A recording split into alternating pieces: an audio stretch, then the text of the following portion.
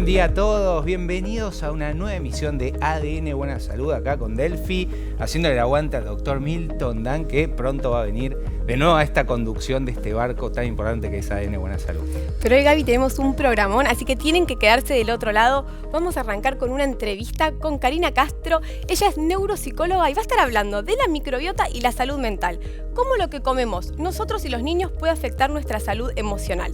Además, como en todos los programas, sus preguntas, porque son el principal protagonista, así que recuerden en el QR que aparece en pantalla, nos mandan sus preguntas, sus platos, sus temas con los que quieren que desarrollemos, y acá vamos a estar junto al panel que en un ratito se los vamos a presentar para responder todas esas preguntas. Y además, Gaby, ¿sabes qué? Hay noticias como siempre. Una noticia, esta te va a gustar a vos. A ver. Cómo el dolor crónico aumenta el riesgo de hipertensión y exige una nueva mirada para ver cómo lo tratamos. Qué interesante, la verdad que es muy bueno eso. Presentamos al panel. Vamos al panel, que hoy tenemos invitados de lujo. Un fuerte aplauso. Ahí está, muy bien. ¿Cómo están? Todo bien, todo bien. Muy Bien. Dolores, nuestra infectóloga, ¿qué nos traes para hoy? Contale a la gente. Bueno, hoy vamos a hablar del aumento de casos de sífilis, sí, en la Argentina, a través del último boletín epidemiológico, así lo registró. Cuáles son las causas, qué lo produce, por qué se está generando este aumento tan importante en la Argentina y obviamente cómo podemos prevenirlo. Sífilis es una enfermedad, vamos a decir, del pasado. Uno la creía totalmente erradicada. ¿Cómo puede ser que esto vuelva a aparecer, no? En realidad nunca dejó de existir, siempre digo, para nosotros es una enfermedad de transmisión sexual muy frecuente y bueno, por eso es que tenemos que informar a la gente y saber, conocer más sobre esta enfermedad que bueno, hoy está dando tantos casos en la Argentina. Muy interesante, ¿eh? Hay que quedarse del otro lado. Matías Baldicini, ¿lo pronuncié bien? Baldoncini. Baldoncini. Ahí está, casi.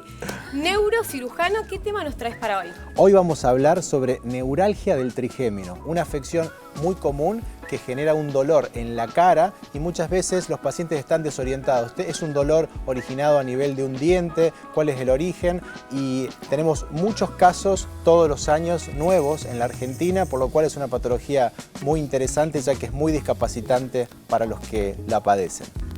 Perfecto. Es interesante eso porque creo que es uno de los dolores, creo que es el top one de los dolores peores. ¿Tuviste? Sí. Ah, Es correcto, bueno. es correcto. Es el dolor más intenso que puede sufrir un ser humano.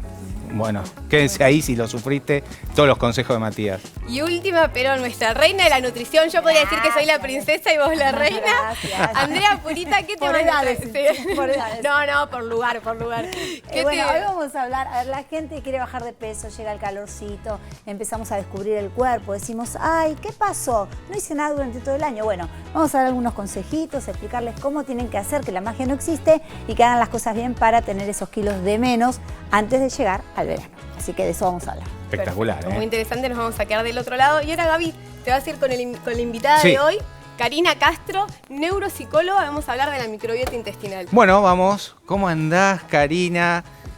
La verdad, un gusto. Así que, ¿a vos te interesa el tema de microbiota? Veo que, bueno, es un tema tan recurrente esto de la microbiota. Contanos un poco más sobre este tema.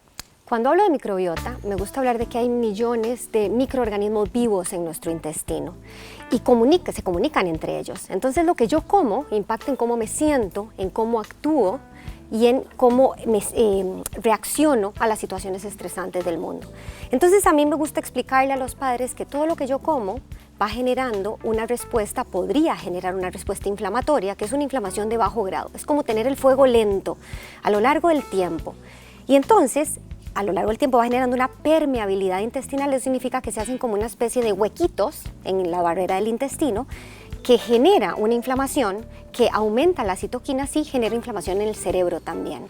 ¿En qué se evidencia esto? En todos los trastornos mentales y algunos del neurodesarrollo que vemos hoy.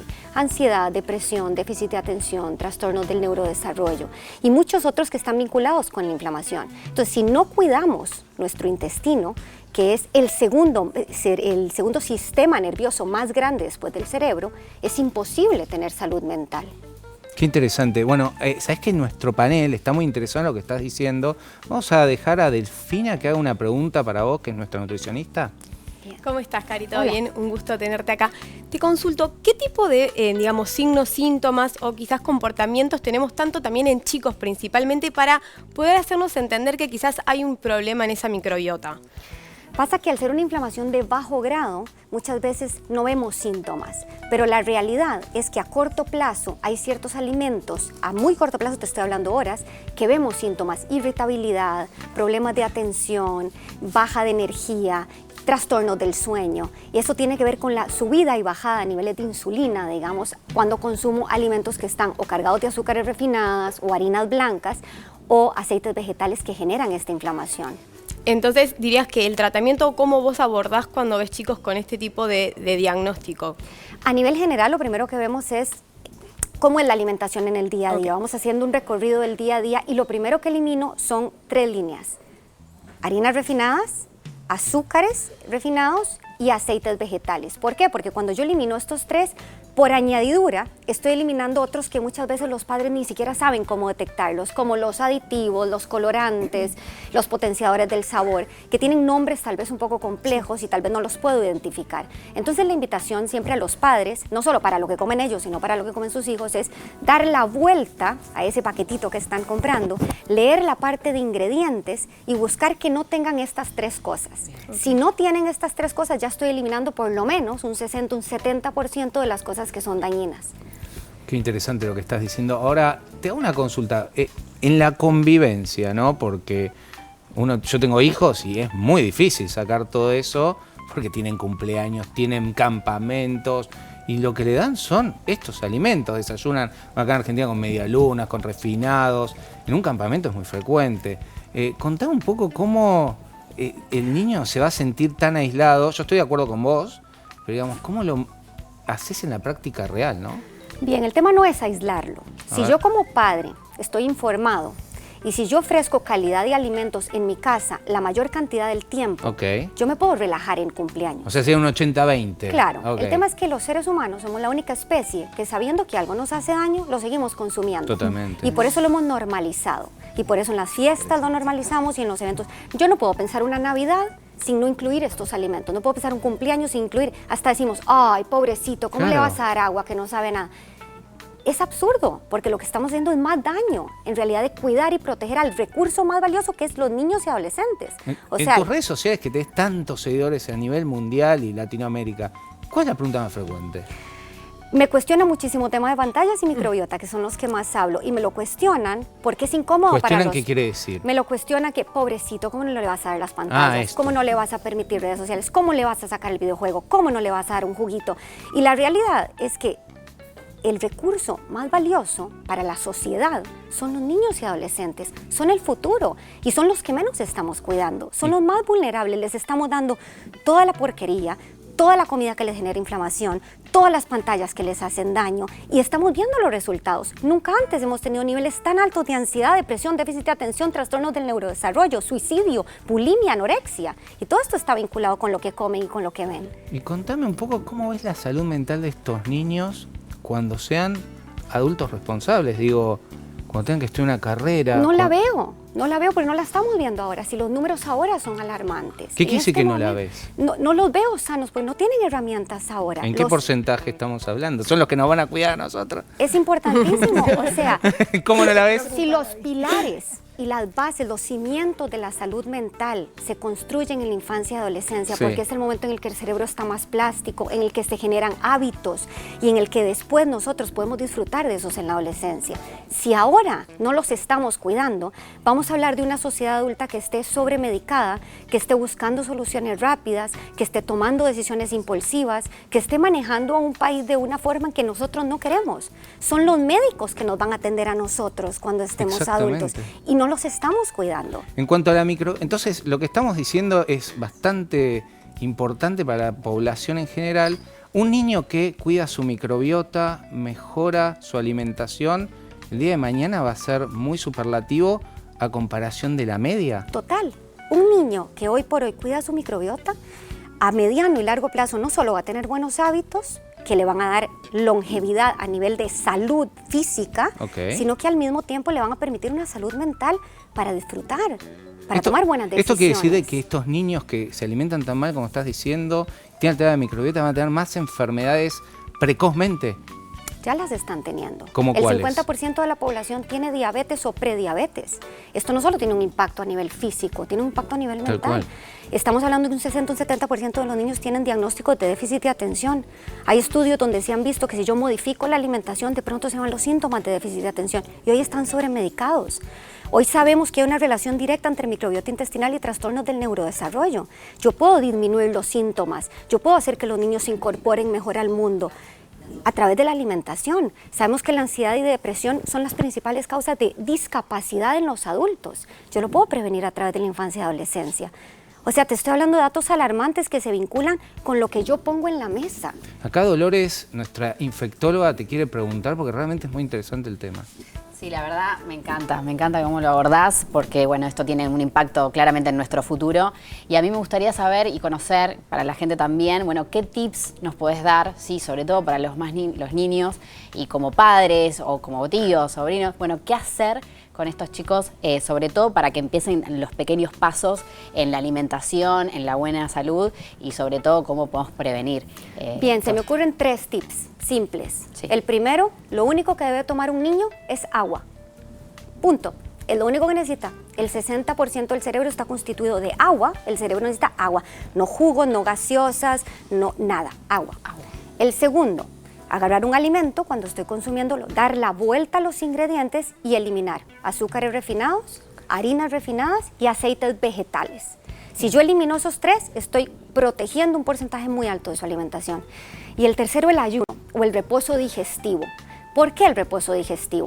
Porque yo necesito darle a la microbiota intestinal un tiempo determinado sin darle alimentos. ¿Por qué? Primero, porque le doy tiempo para repararse. Segundo, porque aumento un factor que se llama el BDNF, el factor neurotrófico derivado del cerebro, que protege, es como un fertilizante para las neuronas. Tercero, disminuyo toda la respuesta de estrés que pueda tener ese chico y le doy tiempo a reponerse. Entonces, ¿qué significa este reposo digestivo? En niños, sí, que si yo cuido intencionalmente las horas de sueño que necesita para su edad, ya le estoy dando un reposo digestivo. El tema es que hoy el 70-60% de niños tienen privación del sueño. Un niño de 10, 11 años no duerme lo que tiene que dormir. Un adolescente está durmiendo de 7 a 8 horas cuando tiene que dormir 10, 11. Entonces, en niños, si yo respeto el sueño, le voy a dar un reposo digestivo. En adultos, estoy hablando de que el reposo digestivo tiene que ser entre 14 y 16 horas sin comer. Muy interesante. Karina, tenemos nuestra nutricionista, la licenciada Purita, que te quiere preguntar, porque esto del ayuno también tiene mucho impacto en la nutrición. ¿Cómo estás, Karina? Hola. Me encanta el tema. Yo siempre hablo un poco a los pacientes de la microbiota intestinal, donde empieza también la inmunidad y las defensas de nuestro cuerpo, ¿no? ¿Esto es así? O sea, ¿empiezan las defensas ahí? Desde muy temprana edad, la microbiota intestinal está directamente vinculada con el sistema inmune, con cómo responde, aunado a mi genética, cómo responde mi cuerpo a todos los virus y bacterias que encuentro en el ambiente. Y cuando un niño, por ejemplo, se alimenta mal desde niño hasta la adolescencia, si quiere cambiar ahí su alimentación, ¿se revierte este proceso de intoxicación, digamos? Yo lo veo como una intoxicación para ese niño, o sea, ¿se puede revertir? Me encanta esa pregunta. Totalmente. Al estar hablando de microorganismos vivos, responden a los cambios. Entonces, si yo cambio alimentación, si yo cambio hábitos, si yo cambio, me empiezo a mover si soy sedentario, empiezo a comer distinto, empiezo a gestionar mejor mi estrés, empiezo a dormir mejor, la microbiota se modifica. Se ha visto que entre 24 y 48 horas ya puedo ver una modificación y que si sostengo los hábitos por 6 semanas, ya podría hasta alterar esto. En niños, adolescentes, adultos, en todos. Hermoso. Muy interesante, Sí, la verdad. Karina, un placer de que estés en nuestro programa. Te vamos a seguir en las redes y realmente muy interesantes todos tus consejos. Ahora vamos a ir con las preguntas de la gente que Delphi va a presentar y seguimos con más ADN. Muchas gracias. A ver, del otro lado, ¿cuáles son sus preguntas y quién de nuestro panel va a responder? Tenemos una pregunta que dice, ¿cuál es la diferencia entre una infección viral y una bacteriana? Claramente para Dolores, nuestra infectóloga.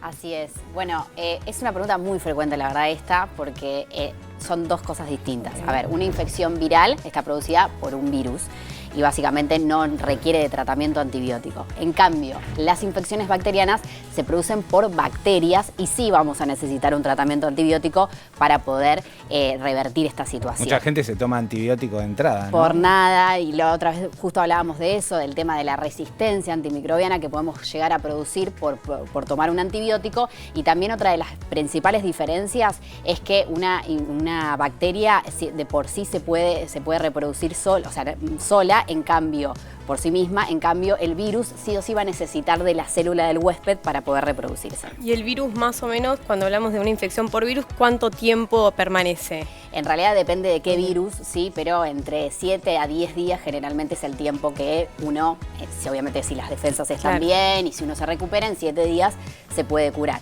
El tema es que muchas veces estas infecciones ocurren en personas que están malnutridas, como hablábamos recién, con bajas defensas. Entonces, bueno, en esos casos el paciente lleva un tiempo un poco más prolongado y es difícil la recuperación. Bueno, vamos a hablar de una bacteria importante, la del sífilis. Me parece que ahí vamos a profundizar este tema que mucha gente incluso no lo detecta a tiempo, ¿no? Exactamente, sí. Hay veces que la sífilis es asintomática, ¿sí? No causa ningún síntoma, entonces la persona desconoce que tiene el diagnóstico.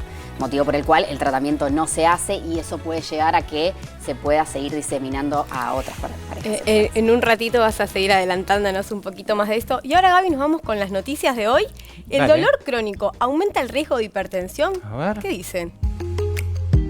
Un estudio masivo realizado en el Reino Unido volvió a poner en el centro de la discusión al dolor crónico, una condición que afecta a millones de personas y que ahora se asocia de manera clara con un mayor riesgo de desarrollar hipertensión.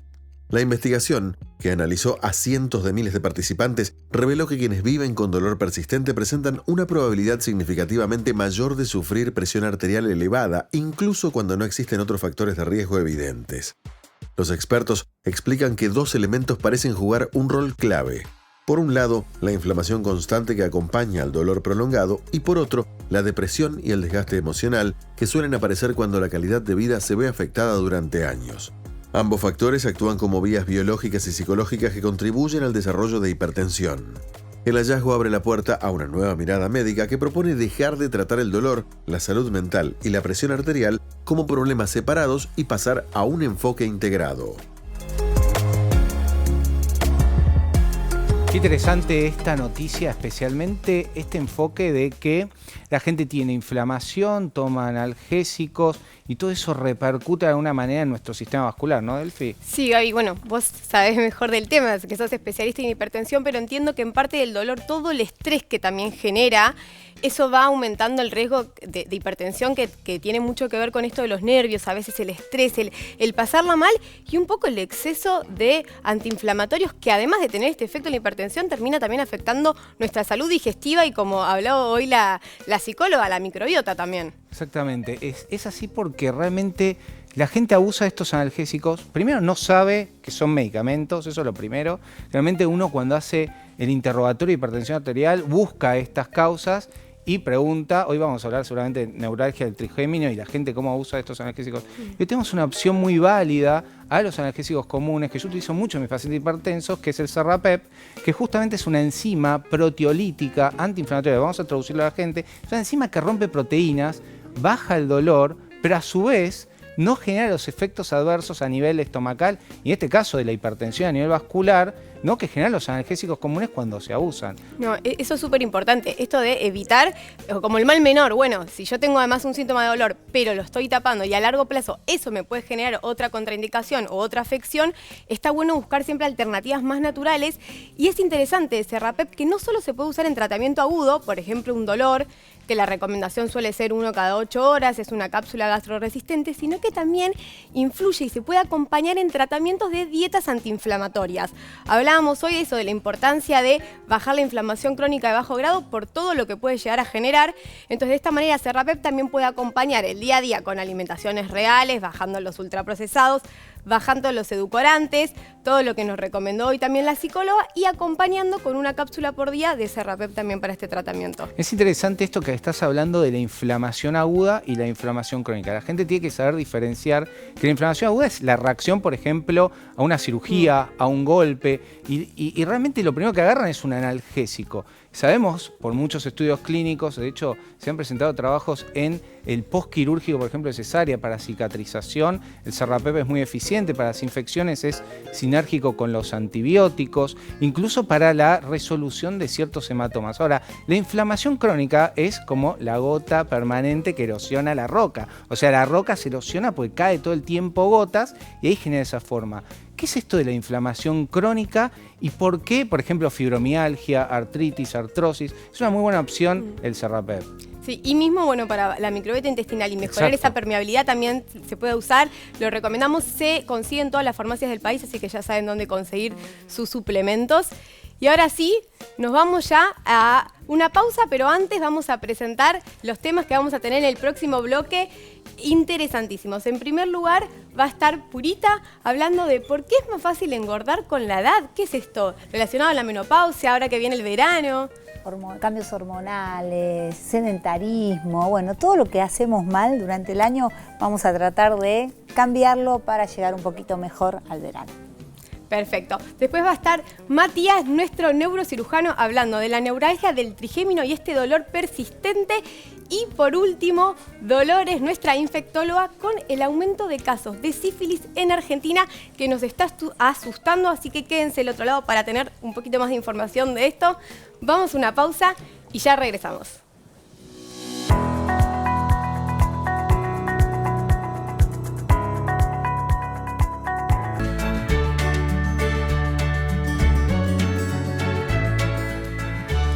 Bueno, seguimos con más ADN Buena Salud. Estamos acá con la licenciada Purita y nos va a hablar por qué engordamos después de los 40, un tema que nos pasa a prácticamente todos. Contanos un poco, No nos Andrea. salvamos, o sea, no se salva a partir de nadie. los 40, ¿qué Tremendo, pasa? Baja ¿no? el gasto energético, todo lo que comemos. Sí, yo le explico a la gente siempre esto. A ver. Si yo, por ejemplo, comía un plato de pastas, Sí. ¿sí? Para quemar ese plato de pastas hacía lo mejor media hora de cinta, estábamos Sí. bárbaros. Ahora, para comer el mismo plato necesito hacer el doble, 1 hora de cinta. Hacer cinta suma. ¿No? Suma. Suma y resta también. muy Así bien. que, bueno, esto es el punto importante, a ver, a tener en cuenta. No tenemos que hacer magia, porque la Ok. magia no existe, no tenemos que hacer cosas locas, tenemos que comer como se debe, o sea, saludablemente y darnos el gusto cuando uno tiene ganas. Exacto. Esto es lo más importante que la gente tiene que rescatar, Bien. porque la verdad, si no, está llegando el verano y empiezan a hacer cosas locas que de verdad hacen shock en el organismo. Claro, el no tema está del verano bueno. es como un deadline que... Porque, mira, yo digo, a ver, vos te descubrís y literalmente uno se descubre, se saca la ropa, ¿no? Entonces te ves al espejo y decís, no hice nada. ¿Y ahora qué pasa? Bueno. Entonces, bueno, vamos a ver cómo lo resolvemos. A ver, mostranos. Recién vos mencionabas la edad como una de estas causas que hace que cueste un poco más bajar de peso o que aumentemos el peso. ¿Qué otras causas pueden también generar esto? Muy bien, causas hormonales, el sedentarismo, el no moverse, hay que hacer actividad física, el dormir mal, el aumento del cortisol, Claro. ¿sí? Que es una hormona El estrés. engordante del estrés. Entonces, todo esto hace que, bueno, factores metabólicos, obviamente, hace que aumentemos de peso y sobre todo si hay una resistencia a la insulina, a lo mejor el paciente no lo sabe, muchas veces vienen a la consulta y dicen, hice de todo para bajar de peso y no puedo bajar.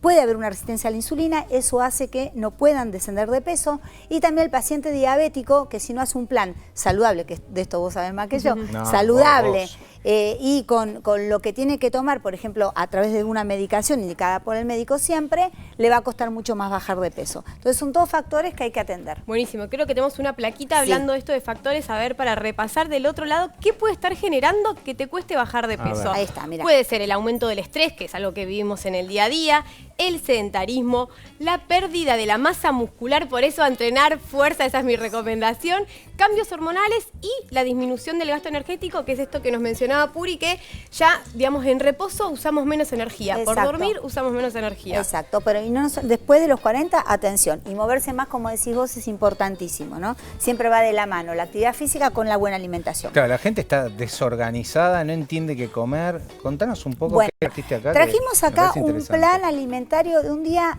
básico A ver. para que tengan idea cómo tenemos que A alimentarnos ver. desde la mañana. Desayuno, importante, siempre hablamos del desayuno. A ver. ¿Por qué? Porque el desayuno es salir del ayuno, desayuno. Entonces, no arranquemos el día sin comer, Bien. ¿sí? Empezamos, por ejemplo, tenemos un yogur. Un yogur. Hablamos de los probióticos, Acá está. ¿sí? Y hablamos también, con el que habló la Yogur doctora. griego, vos decís Claro, el siempre. yogur griego, Claro. exactamente, muy bien. Viste, Le te ponemos escucho. unos arándanos, le ponemos unos frutos secos, lo que te guste le podés poner a tu yogur, Ok. pero es muy buena opción más que una taza de leche. Entonces Bien. yo te diría, vamos por el Acá yogur tenemos con un proteína, probiótico. fibra, micronutrientes. Y esa fruta que está muy buena, ¿no? A mí es de mis frutas favoritas. Los propiedades arándanos, tiene? Sí. los arándanos, por ejemplo, están muy buenos porque son antioxidantes y además previene el cáncer de Ah, próstata mira, en interesante. el hombre, muy importante, y previene infección urinaria en las mujeres. Sí, Así claro. que está buenísimo comer arándano antioxidante y los frutos secos, Delphi, que tienen muchos ácidos grasos de buena calidad, pero atención, como yo digo, tienen que armar el paquetito porque si no ponemos Los la mano... caramelos de purito. Los caramelos saludables. Si no ponemos la mano en el tarro y comemos de más,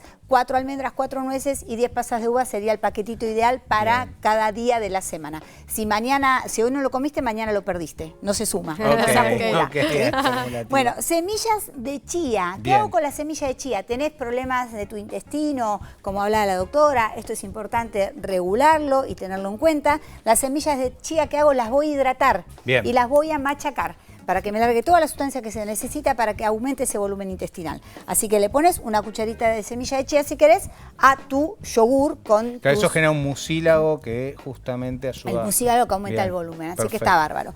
Bueno, esto ¿Qué para más? el desayuno. ¿Esto es una desayuno opción. también? Esto también puede ser un desayuno. A ver, Este es más de expliquémosle a Delphi, la gente. ¿no, Delphi? Claro, ella come Güey, un yo- poco de palta, pero ¿no? yo a la mañana sin pan, que ahí es la pregunta que te quiero hacer. Veo pan, veo fideos. ¿Cómo va el hidrato en estos planes? Porque, a ver, yo no saco todos los Ok. hidratos en los planes. Está bien. Nosotros necesitamos los No, tres es lógico, macronutrientes. claro. Es nuestra macronutrientes. nafta. Claro, es el combustible. Entonces yo tengo que darle a la gente un pan, pero no le voy a dar un pan blanco, le voy a dar un pan integral, un pan con fibra, un pan con salvado, Ok. que esto es bueno para nuestro organismo.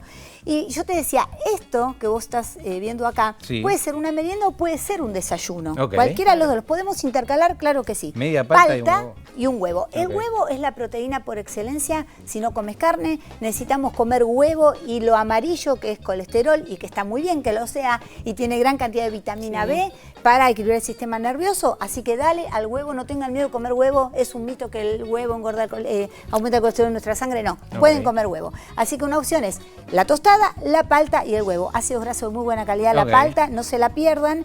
Y si vos pones palta en una ensalada, ¿qué haces? Restás un poco de aceite de oliva. aceite. Bien, ¿sí? Entonces está muy aceite de bueno. oliva. Bueno, Bueno, ¿cómo esto es seguimos? desayuno y merienda. Ok. Vamos a ir con un almuerzo rápido. Dale. A ver. Puede ser una tarta, por ejemplo. Una tarta con espinaca, con calabaza, solo. si te gusta. Una tartita. Ok. O si no querés tarta, lo que haces es comer o una porción de pescado, Proteína. el que te guste, que es la proteína. Y a mí me gustan todos estos vegetales que pueden ser salteados, un brócoli, un coliflor, una zanahoria, una berenjena, o bien al horno, ¿sí? Ok. Sin tener que comer la ensalada. Ok. Ahora, hay algo que quiero explicarles, Sí. que si comen pasta, ¿qué hacemos? Tenemos un polvo que se llama satial, Satial. Ok. que el satial no es un polvo mágico, también Sí. como le explico a la gente, sino que es la extracción de la proteína del poroto.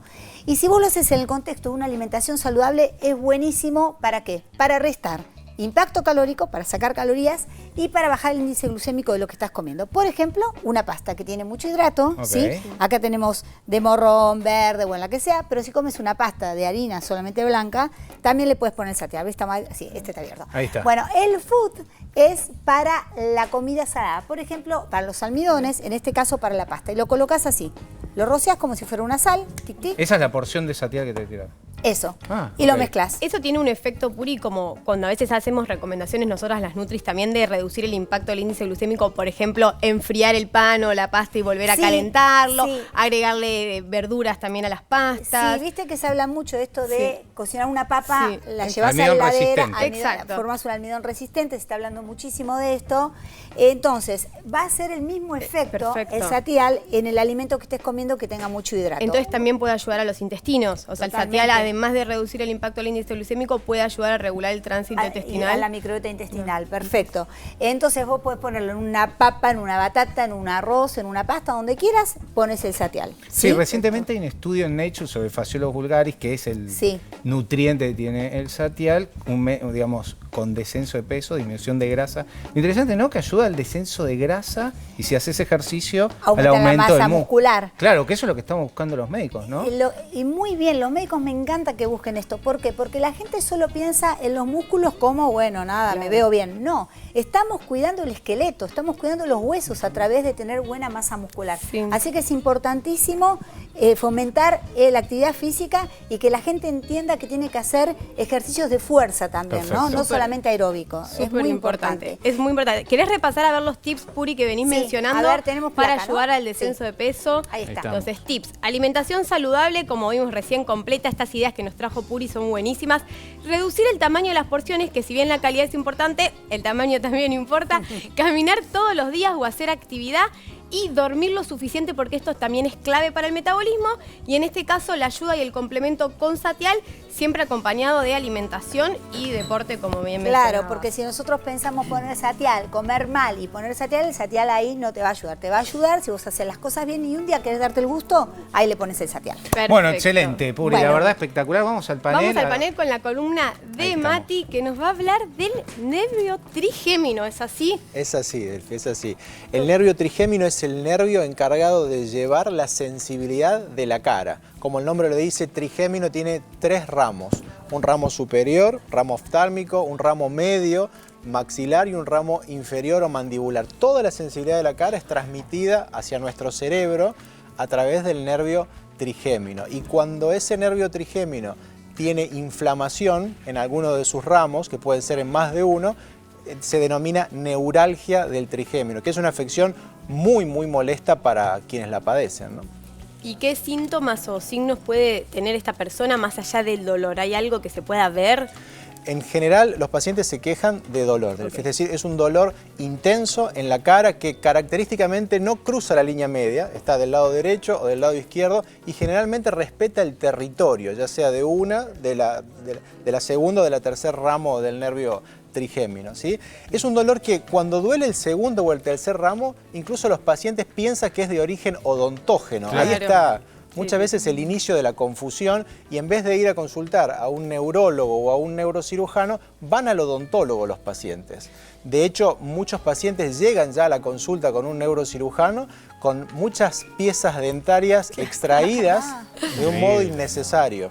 Ahora, te hago una pregunta. Cuando llega el paciente, vos, digamos, desde la neurocirugía, ¿cómo lo enfocás? ¿Cuál sería el pronóstico? Porque yo sé que no es de fácil tratamiento y además es muy invalidante, ¿no? Es muy invalidante. Está catalogada como una de las neuralgias, de los dolores más intensos que puede sufrir un ser humano. Y de hecho,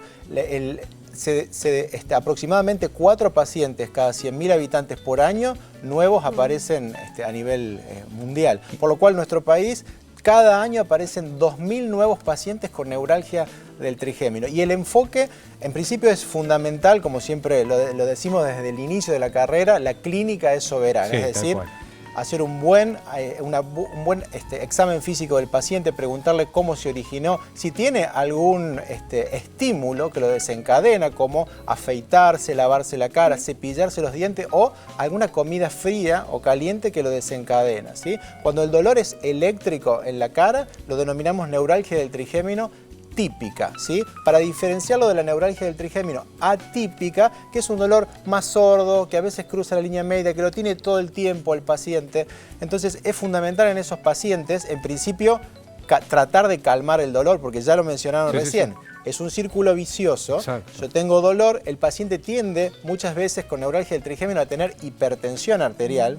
Sí, tal cual. Es muy común que los pacientes tengan hipertensión arterial y eso lo que hace es aumenta la intensidad del dolor inclusive. ¿Por qué? Porque una de las causas de la neuralgia del trigémino es que el nervio trigémino, ya no aquí en la cara, en la zona donde nace, en el sistema nervioso, en ese recorrido puede ser comprimido por una arteria. Todas las arterias de nuestro cuerpo, como vos lo sabés muy bien, tienen movimiento, por el movimiento de la sístole, tienen elasticidad, y en esa elasticidad comprimen al nervio trigémino. Entonces, el paciente tiene dolor, sube la presión arterial, comprime más fuerte, aumenta la intensidad del dolor. Entonces, lo primero que hacemos es tratar de calmar el dolor. ¿Cómo haces eso? Bien, generalmente hay una medicación que es una medicación que se utiliza para la epilepsia, Sí. que es la carbamazepina. Ok. La carbamazepina es el fármaco que está demostrado que mejor funciona en la neuralgia del trigémino. Y algo que es fundamental, que muchos pacientes llegan a la consulta después de 5 o 10 años de neuralgia del trigémino sin tener una resonancia magnética de cerebro, porque hay que diagnosticar la causa de esa neuralgia del trigémino. Puede ser una lesión tumoral de base de cráneo o puede ser una compresión de una arteria sobre el nervio, que es una de las causas más frecuentes. Tantos años de sufrimiento, ¿no? Sí. ¿Y esto se puede curar o sea, o solo está este tratamiento para, digamos, aliviar el dolor? En la mayor cantidad de los pacientes podemos lograr la cura de la enfermedad. Por supuesto, una vez que hacemos la resonancia magnética y descartamos que el paciente tenga una lesión tumoral de base de cráneo, por ejemplo, cuando aquellos pacientes tienen neuralgia del trigémino típica, es decir, un dolor eléctrico en la cara, que no cede con el tratamiento médico, y observamos en la resonancia magnética que está el nervio comprimido por una arteria, la opción de la microcirugía, es decir, hablándolo de un modo muy simple, es separar la arteria del nervio y en esa interfaz colocar un elemento que se llama teflón, que es como si fuera un acolchadito que soporte el golpe de la arteria y ya queda alejado el nervio y descomprimido. Es efectivo. Hasta el 90% de los pacientes se le va completamente el dolor cuando se logra la microcirugía. Y hay tratamientos alternativos, como por ejemplo los bloqueos, los bloqueos del nervio trigémino. Pero eso es como más paliativo, digamos, con respecto al tiempo sobre todo, y no hacer la microcirugía enseguida. Es correcto, es correcto. Es decir, el bloqueo es llegar con una aguja hasta el nervio trigémino, es por vía percutánea, se hace en quirófano también, y lo que se hace es, o se coloca una medicación, bloqueo farmacológico, o se hace radiofrecuencia, que es con calor, ¿sí? Se hace como una neuromodulación del nervio para que no descargue tanto dolor, que muchas veces, como dijo Dolores, es transitoria la mejoría. Muy interesante, Mati. ¿Querés cerrar con algún mensaje para la gente que está del otro lado, que sufre de esta patología, o qué le podés recomendar? Sí, Delphi, la recomendación es a aquellos pacientes o familiares de pacientes que tienen neuralgia del trigémino, saber que existen soluciones. Pero lo importante es consultar con profesionales, ya sean neurólogos o neurocirujanos con expertise en manejos con pacientes con neuralgia del trigémino. El tratamiento inicial es médico, con carbamazepina generalmente, u otros analgésicos específicos, y siempre hay que hacer resonancia magnética a los pacientes para detectar la causa y tratar la causa, que en muchos casos, hasta como dijimos recién, en más del 90% el dolor se puede curar. Ese es el mensaje final que quiero darles. Muchas gracias, Mati. ¿Y quiénes son los protagonistas, Gaby? Es la gente del otro lado, así que vamos con una pregunta de la gente.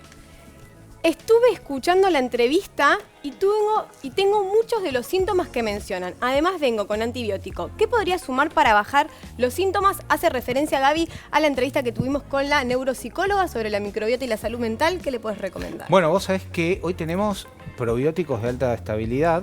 Vamos a hablar de un probiótico muy interesante, se llama Floragut. El Floragut es el Bacillus coagulans, Delphi.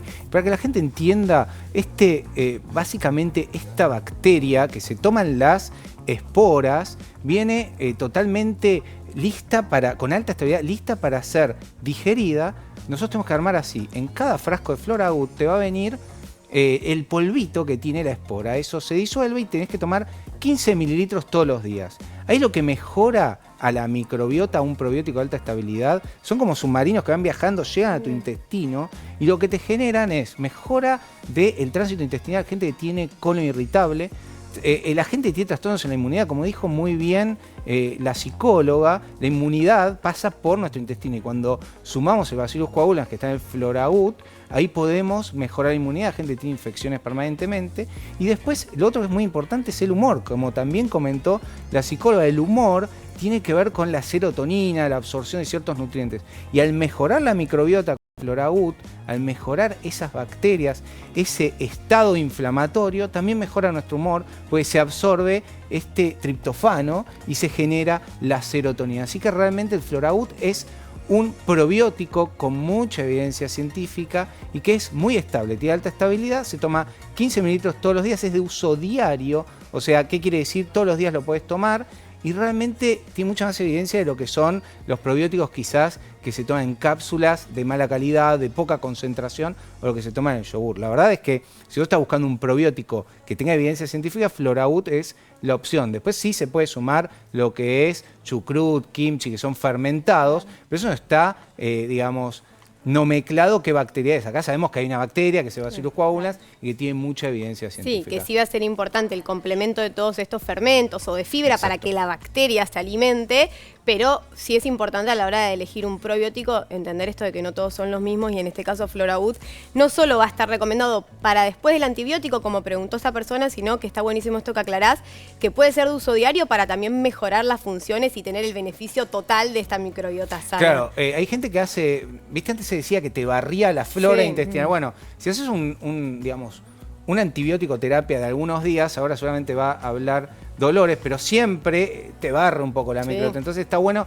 hacer al menos un frasco de Floraut que tiene 10 dosis y ahí recuperas. Así que me parece interesante. ¿En qué momento del día se toma? Yo lo doy generalmente en el desayuno, en ayunas, y ahí te tomas los 15 mililitros y ya. Sí, en ayunas. Pero sí, es en ayunas generalmente, pero justo Floraut, al tener esta buena, digamos, absorción o biodisponibilidad en comparación a otros, no se inhibe la absorción por la espora en comparación a otros probióticos, que eso también está bueno aclarar. Sí, totalmente. Porque en el resto realmente, si vos lo comés con las comidas, ni siquiera se absorbe. No se absorbe. No.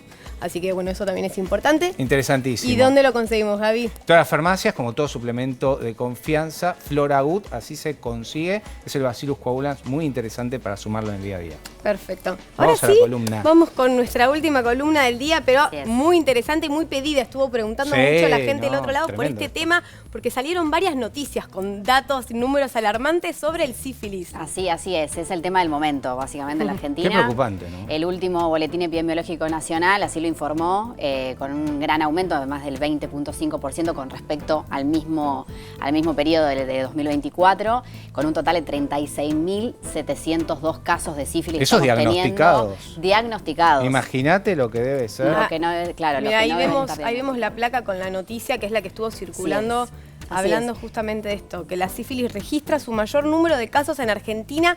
¿Cuáles son los síntomas o cómo prevenirnos? Es lo que nos va a contar hoy Dolo. Así es. Bueno, la sífilis es una enfermedad de transmisión sexual, ¿sí?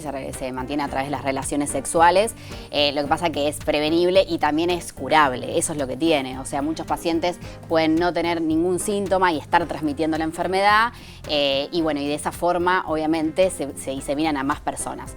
A ver, muy importante conocer que la bacteria que causa esta enfermedad es el Treponema pallidum. Ahí está, ¿sí? vamos a una placa que dice las causas de la sífilis, así lo vas explicando y la sabiendo. gente va entendiendo que es importante tener conciencia. A ver la segunda placa, ahí está, a ver. Así es, la bacteria causante es el Treponema pallidum. Básicamente la transmisión, como les decía, es sexual, y cuando hablamos de transmisión sexual es a través de todos los métodos, a través vaginal, anal y oral, y también está la transmisión congénita, ¿sí? De la madre al bebé durante el embarazo o el parto, que eso es lo que, bueno, puede traer muchas complicaciones.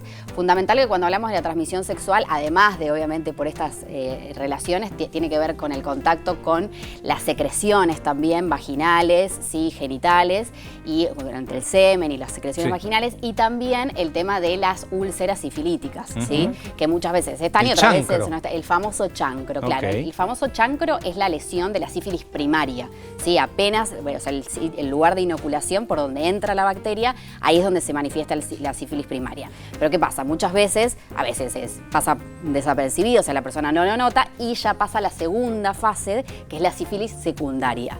Ahí cuando tenemos la sífilis secundaria puede aparecer de muchas formas, y bueno, la vez pasada lo hablamos, la sífilis es la gran simuladora, puede parecer como otros con procesos infecciosos, inclusive como unas úlceras, ¿sí? Que se manifiestan en la piel, ¿sí? Y que pueden expandirse en todo el cuerpo y a veces pasar inadvertidas.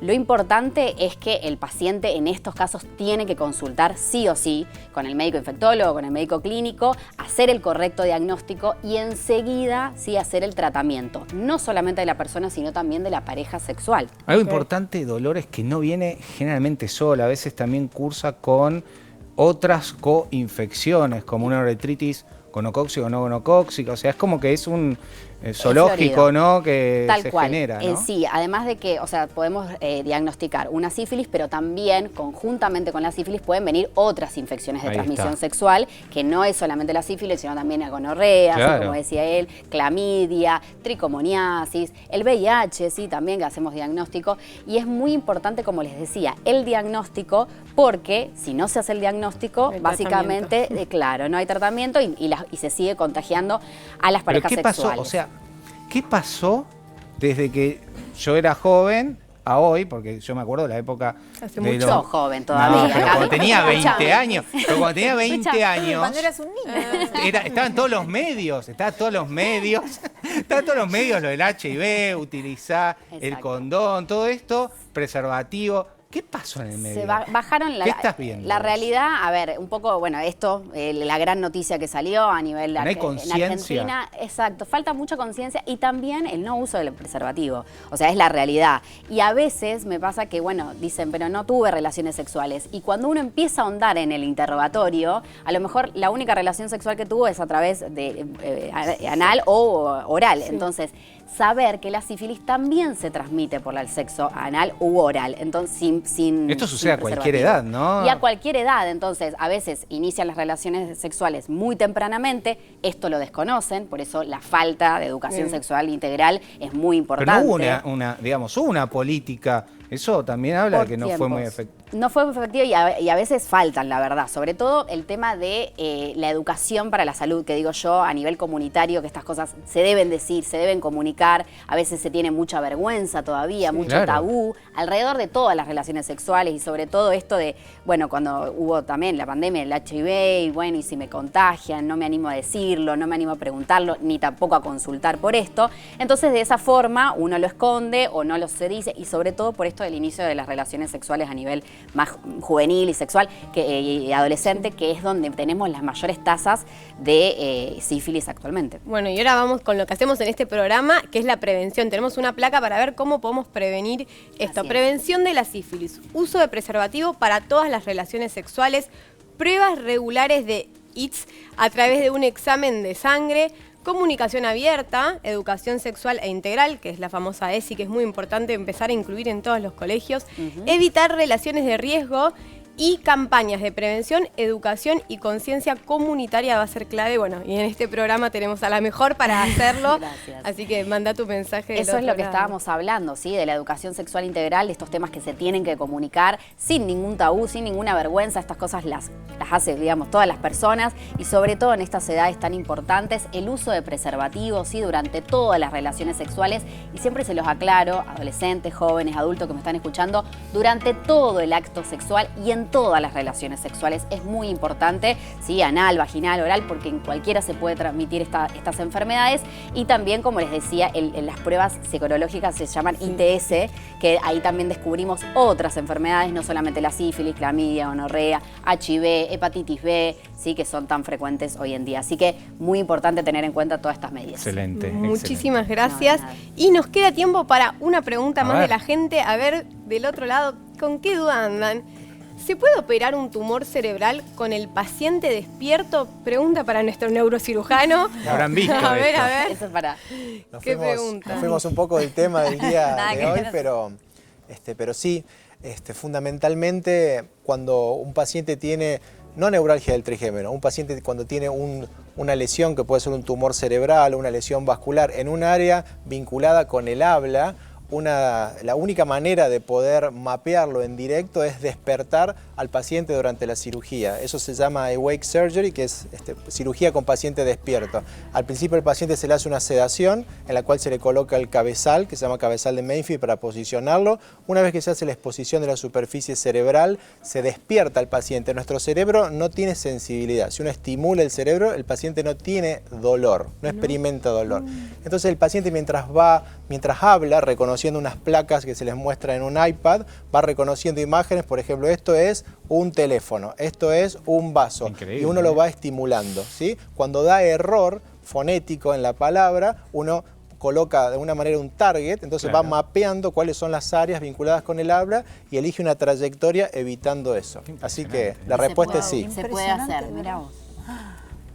Tenemos otra pregunta de la gente. A ver, nos entra una más. Quería saber un poco más sobre hígado graso y qué dieta podría ser la adecuada. Responde Puri y a ver si Lapman también nos puede acompañar. Sí, el hígado graso, nosotros tenemos que tener en cuenta que el sobrepeso y la obesidad son causantes también del hígado graso. Muchas veces cuando la gente normaliza su peso, esto desaparece. Pero la realidad es que si nos tenemos que ayudar con la alimentación, elegir siempre las grasas saludables, no comer tanto procesado, ultraprocesado. Pero es increíble, yo en el consultorio, yo creo que el 99.9... Tiene hígado graso. Pide una ecografía y hígado graso, ya sea leve, moderado. Sí. Es algo tan frecuente, yo creo que está instalado dentro de es como toda hasta esta vida común, procesada. ¿no? Es como hasta común. Es como común porque lamentablemente se naturalizó vivir, ¿no?, con hígado graso. Gaby, ¿querés explicar bien a la gente qué es el hígado graso? Sí, ¿Cómo se hace este diagnóstico? es el depósito, ¿no?, de grasa en el hígado, pero ¿sabes qué? Lo más interesante, que es más por los carbohidratos que por la grasa. Claro. Entonces la gente dice, ay, voy a dejar de comer colesterol, voy a dejar de comer grasa, y le da los hidratos, especialmente a los ultraprocesados, y ahí es donde se deposita porque tenemos exceso, ¿no?, de azúcar. Y eso genera un problema, ¿no, Delphi? Vos que de esto Sí, sabés mucho. es parecido a lo que pasa con los triglicéridos o con otro. Una vez está como, no quiero comer huevo, que dentro es un alimento real, y vivimos a esto de procesados, los aditivos, los conservantes, todo lo que además va generando la inflamación crónica de bajo grado en el cuerpo, empeora cuadros así como es el hígado graso. Entonces, la recomendación, como decía Puri, es obviamente todo lo más real posible, alimentos reales, con buena proteína, con grasas saludables, más omega 3 y menos omega 6, que es lo que genera esta inflamación y sostenida. los aceites vegetales también. Claro, hay los que tener en hidrogenados. cuenta, claro. Mucha gente está acostumbrada a comer lo que son los carbograsas, ¿no? Sí. Medialunas, que tiene la manteca. Carbograsas. Tiene todo. Tiene todo para azúcar, hacer el hígado tiene graso. hidrato, Bueno, claro. hay gente que vive a esto, ¿no? Sí. Arranca con el cumpleaños de la oficina, sigue a la tarde con otra cosa. No, o la desayunan. merienda, el desayuno. Ya el desayuno es eso. Ese café Pero- con, Entonces, lo primero con que le tres das a tu medialunas de cuerpo, ¿no? oferta. Mirá ¿no? qué interesante que arrancamos hoy con un tema hablando de la microbiota y la salud de los chicos, la salud mental, cómo podían estudiar. Y que el problema era estos alimentos que se veían repetidos, y hoy vamos a cualquier otra patología, sea dolor, sea hígado graso, vimos antes en la hipertensión, y sigue siendo el mismo problema, la alimentación. Yo creo Se nos fue el programa, chicos. Sí, yo creo que tendríamos que replantear un poco también que la gente vaya más a lo natural y dejemos el procesado y ultraprocesado, que eso es lo que está enfermando. Es mi opinión. Bueno, un muy lindo mensaje para el otro lado. Y ahora sí se nos fue el programa. Voló, Igualmente Sí. dejamos el QR acá para Ahí que estamos. la gente siga haciendo sus preguntas, sus qué temas quiere que hablemos, los platos, así los puntuamos con la Nutri, con Puri, con Sofi, quienes nos estén acompañando. Y no hay más, no queda más Nos programa. vamos a encontrar. Nos vamos a volver a encontrar haciendo mucho más. ADN, buena salud.